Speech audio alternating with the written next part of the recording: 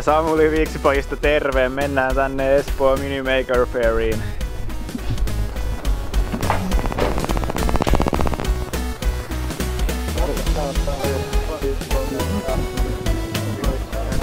Mars Robots. Wow, se liikkuu.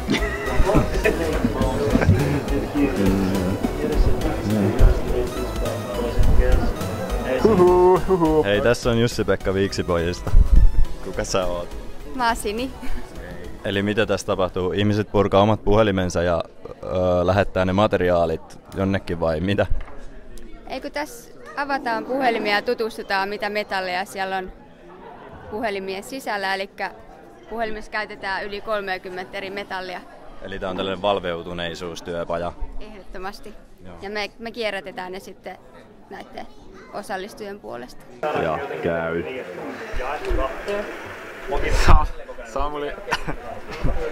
Samuli Viiksipojista terve. Mitäs täällä tapahtuu? Mitä voisi ehkä laittaa? Morjesta! Morjesta! Samuli Viiksipojista. Terve. Homma tää on ja mikä sun nimi on? Mä oon Heikki, moi! Ja tää on käsityökoulun robotin liikkuva linna-työpaja. Vaikkei sillä nimellä kuulemma saakaan aina sitä kutsua, mutta nyt kutsutaan. Eli me rakennetaan kaikkea, mikä liikkuu.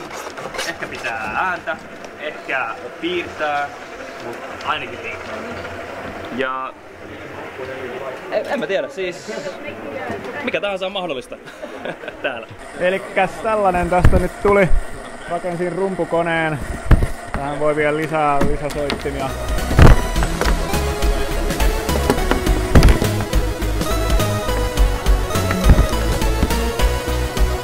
No hei, Jussi-Pekka tässä. Mennään katsomaan mitä tämän tapahtuman toisessa rakennuksessa tapahtuu.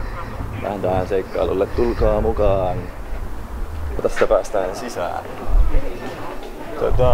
Lauantai-festaripäivä alkaa olemaan aika lopuillaan. Täällä on aika hiljasta jo.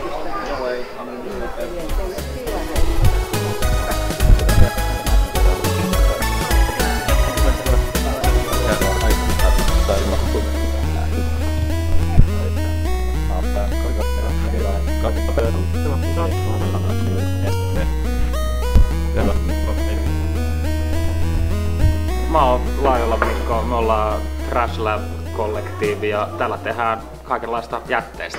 Tai siis tällaisia syysvarusteita, että voi tehdä sadetakkia ja sadeponchoa ja retkikeitintä ja öljylamppuja. Okei, ei siis pelkkää taidetta, vaan oikeasti esineitä. Joo, käyttöesineitä jätteistä, se on niinku tää tagline meillä aika vahvasti. Että. Joo. Ei. Mä en tiedä mitä sähköstä. Tässä on batteri. Mikä se jännite on? Onko tässä jännitettä? Hei, onks tää sun laite? Ei ole mun laite. Ei laite. Mitä sä tiedät tästä? Mitä mä tiedän tästä? No mä itse tiedän tästä sen, että mä oon koulustettu samanlaisia Jannen kanssa. Mutta dynamopyörä, mikä käytännössä generaattorilla tuottaa sähköä, millä voidaan sitten käyttää tässä tapauksessa LED-lamppua tai sitten sitä halogeenilamppua. Joo, Roskildessa oli tällaisia, ihmiset pystyivät lataamaan niiden kännyköitä tällaisilla. Se oli aika kätevää. Joo, samalla idealla meidän koulussa toimii se. Joo.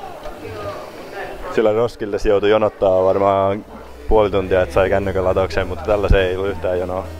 Kannatti pyöräillä. Viiksipojat Espoo Mini Maker Fair.